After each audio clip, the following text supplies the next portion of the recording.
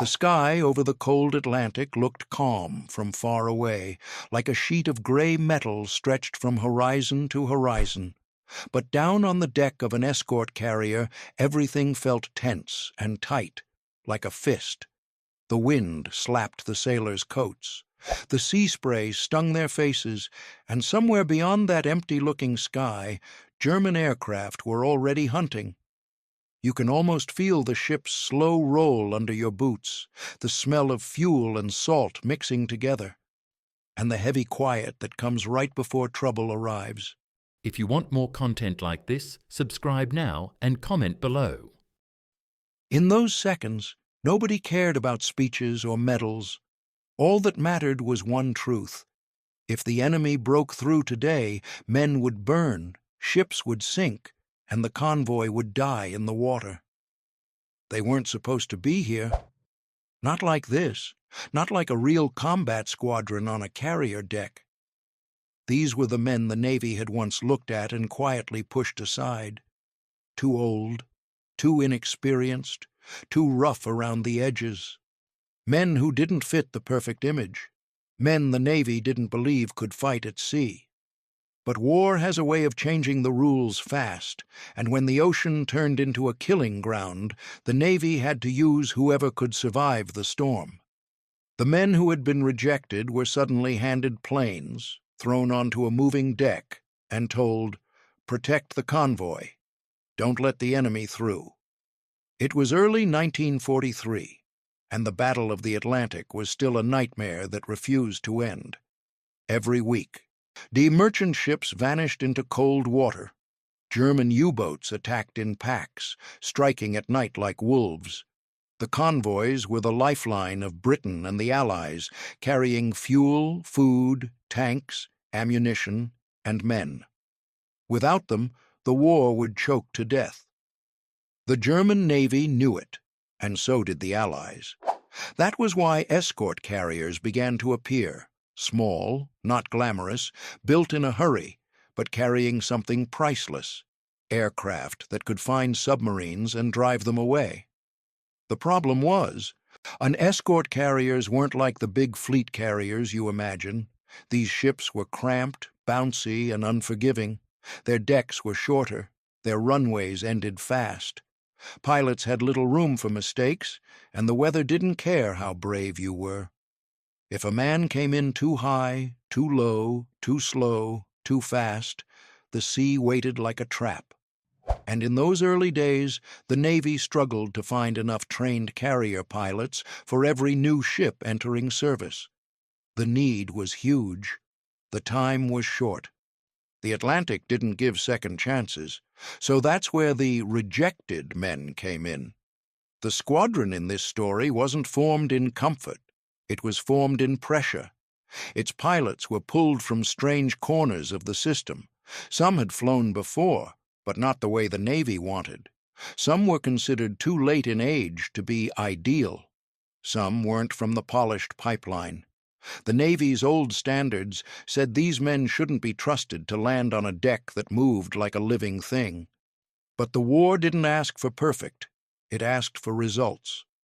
And these men, hungry, bitter, determined, wanted nothing more than a chance to prove they belonged. Their aircraft weren't elegant either. They flew the Grumman F4F Wildcat, a tough little fighter that had already taken punishment in the Pacific. By 1943, the Wildcat wasn't the newest fighter anymore, but it was built like a fist.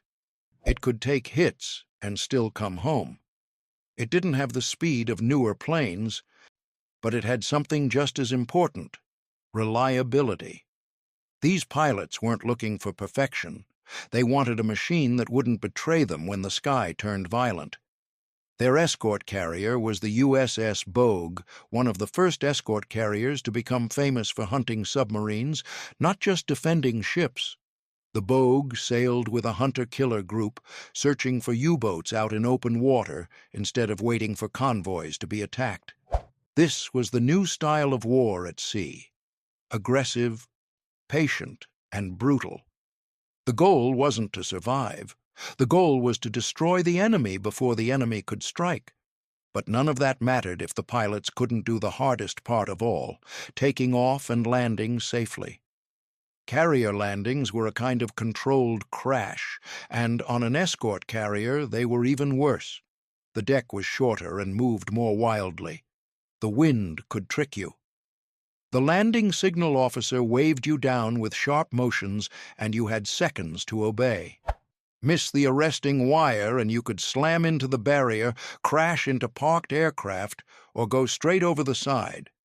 Every landing carried the fear of dying in front of your own crew. You can almost hear the engine roar as the Wildcat approaches the deck. The hook drops. The pilot's hands are steady, but his stomach is tight. The deck rises toward him like a wall. The wheels hit. There's a violent jerk as the wire catches, snapping the plane to a stop. The pilot breathes out. Only then does he remember to breathe. And the deck crew rushes in, pulling the fighter clear, moving like ants around a giant machine that can kill them if one thing goes wrong. That was the start.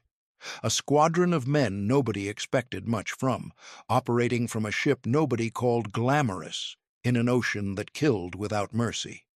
And then the sky began to fill with German planes. When people think of German air power in World War II, they picture the skies over France, the Eastern Front, or the bombing raids over England. But by 1943 and 1944, the Luftwaffe also struck in places you might not expect, over the Bay of Biscay, over the Atlantic approaches, and around the convoy routes.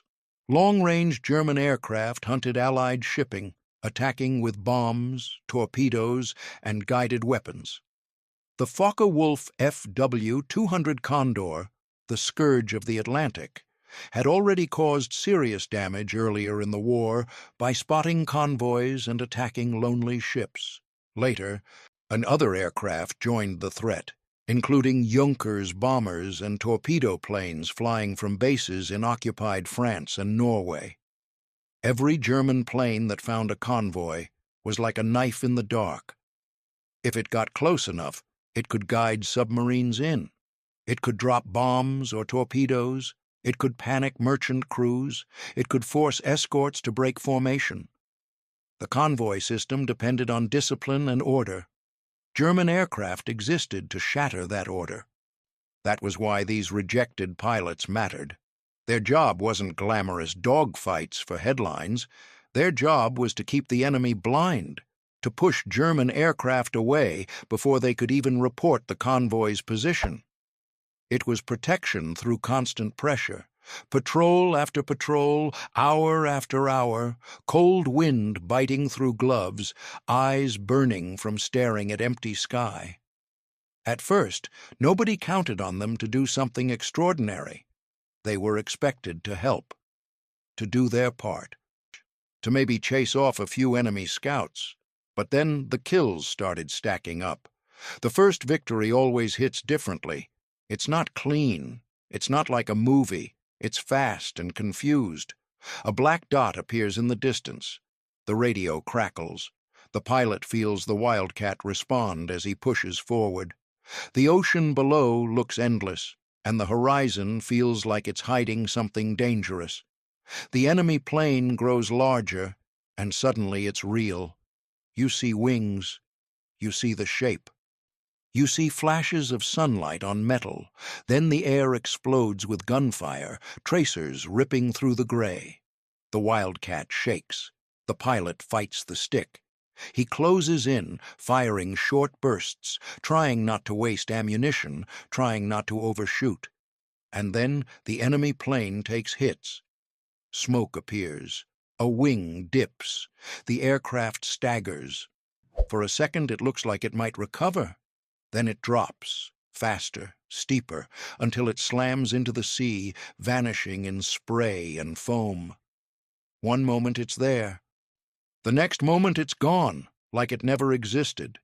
And the pilot realizes his hands are trembling, not from cold, but from the shock of what he just did.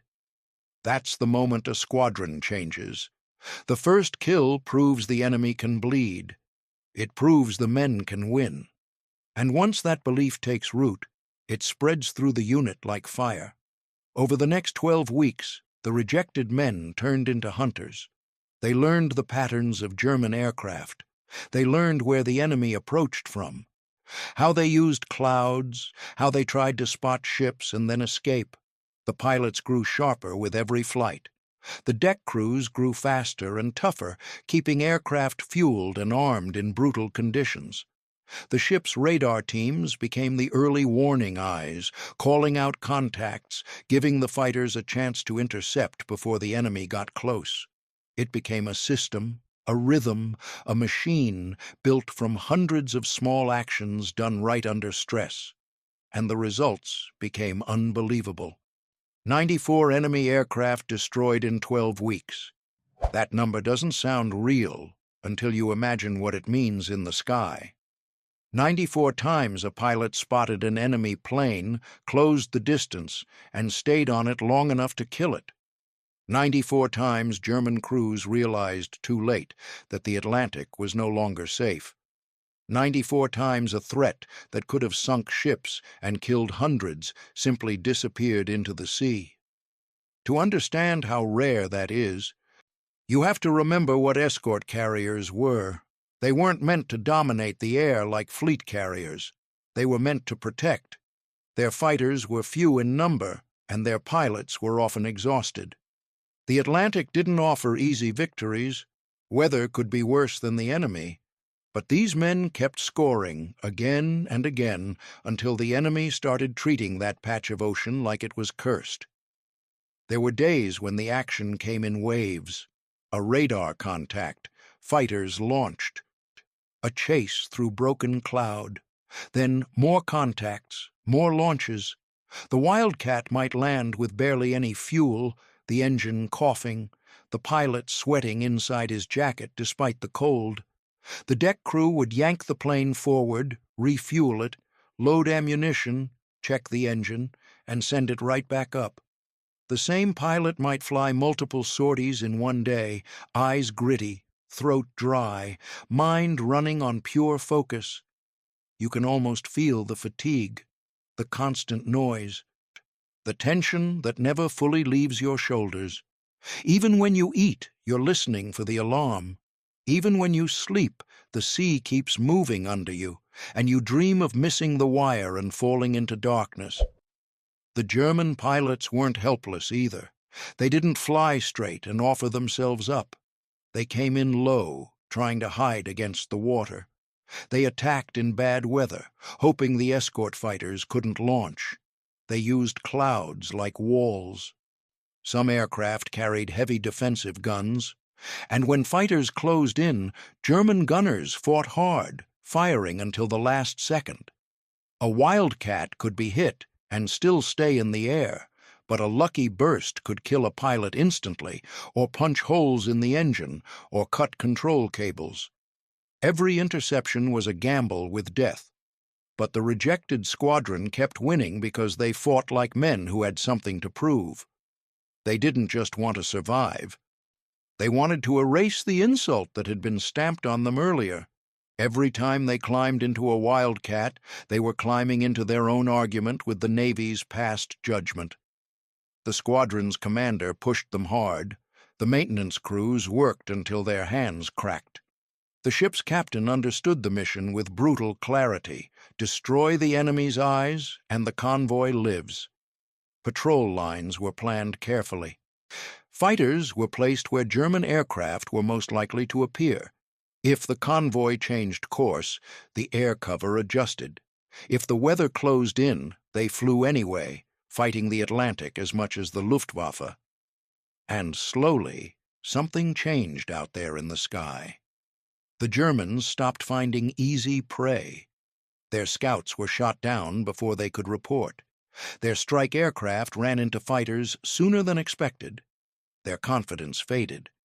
The Atlantic, which had once felt like German hunting ground, began to feel like Allied territory. For merchant crews, the difference was life and death. Imagine being on a freighter loaded with fuel, watching the horizon for periscopes, praying no aircraft appears above the clouds. When enemy planes come, you can't fight back much. You just wait. But now, instead of helplessly watching, you see friendly wildcats climbing, circling, racing outward like guard dogs. You hear distant gunfire. You see smoke fall into the sea, and you realize someone is fighting for you before the enemy can even touch you. That is the strange power of air cover. It gives courage to the slow ships that can't run, and it steals courage from the attacker who suddenly feels watched. The number, 94 planes, wasn't just a score. It was proof of a new kind of war. Escort carriers, once dismissed as jeep carriers, suddenly mattered. The Atlantic wasn't just submarines anymore. It was a full battlefield with radar, air patrols, interception tactics, and relentless pressure. And the men who had been rejected were now shaping that battlefield. By late 1943, the tide in the Battle of the Atlantic was turning. Improved radar, better escort tactics, new weapons like Hedgehog anti-submarine mortars, and more escort carriers changed everything. U-boats began dying faster than they could replace crews. German commanders realized the Atlantic was becoming a trap.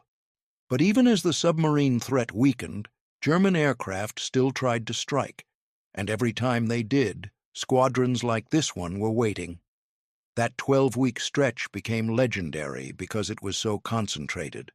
Not just one lucky fight, not just one dramatic day. Week after week of kills, interceptions, pressure, and survival. It wasn't easy victory. It was earned through repetition and discipline, through endless cold patrols, through small choices made correctly under stress. And behind every kill was a human story. A pilot who had been told he didn't fit the Navy's future. A man who carried that rejection like a stone in his chest. A deck crewman whose job was to stand under spinning propellers in freezing wind, trusting that the pilot above him wouldn't make one wrong move. A radar operator staring at a glowing screen in dim light, knowing that a single missed blip could mean a ship full of men dying unseen. This is what makes their achievement hit so hard. It wasn't flashy. It wasn't celebrated like a famous island battle. It happened out on the empty sea, where the world didn't watch. But the consequences were enormous.